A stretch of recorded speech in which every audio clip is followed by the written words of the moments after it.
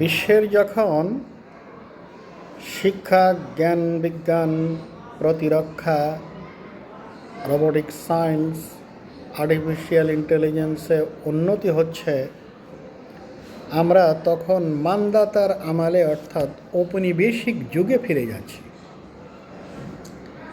আমাদের মাননীয় প্রধানমন্ত্রী যখন ঘোষণা করলেন এমপিওভুক্ত শিক্ষকদের বদলির সম্মতি প্রদান করা হলো, এদেশের বিভিন্ন পত্রপত্রিকা, সামাজিক যোগাযোগ মাধ্যম সহ সকলেই বলছে বেসরকারি শিক্ষকদের বদলির সম্মতি দিয়েছেন মাননীয় প্রধানমন্ত্রী।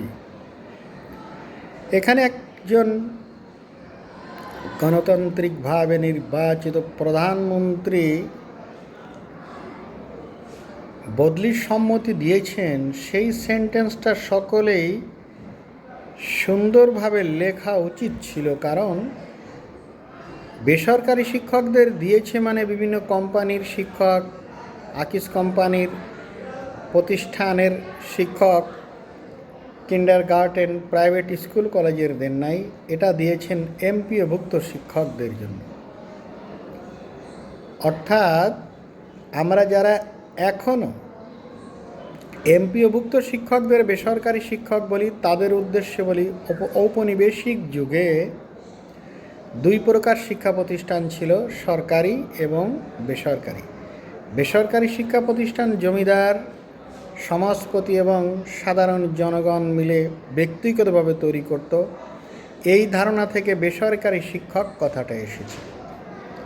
তা আধুনিকতার এই যুগে দাঁড়িয়েও এদেশে একটা দেশ তো 18 কোটি মানুষ, এক দুইজন লোক একটু লেখাপড়া শিখলো না যে এমপিওভুক্ত শিক্ষকরা বেসরকারি শিক্ষক নয়।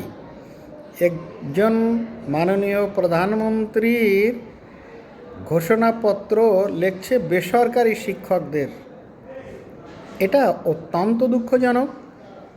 বেসরকারি কথাটা ঔপনিবেশিক যুগে ব্রিটিশরা সৃষ্টি করেছিল। পরবর্তীতে পাকিস্তান কি করলো? পাকিস্তান গ্র্যান্ট ইন এইড দিল এই সকল বেসরকারি শিক্ষা প্রতিষ্ঠানে। পরবর্তীতে বাংলাদেশ সরকার এদের নিয়োগ সরকার নিয়ে নিল। এদের বেতন, এদের বোনাস, বৈশাখী ভাতা, এদের সব কিছু সরকার নিয়ন্ত্রণ করে, আর নাম এখনও বেসরকারি। এটা অত্যন্ত দুঃখজনক। কারণ হলো, যারা জাতির ভবিষ্যৎ গড়ে তোলেন তাদের পরিচয় হওয়া উচিত মর্যাদাপূর্ণ, স্পষ্ট এবং ন্যায়সঙ্গত। শিক্ষকদের সামাজিক মর্যাদার সাথে এই নাম জড়িত, তাদের আত্মপরিচয় ও পেশাগত সম্মানের সাথেও এই নাম জড়িত।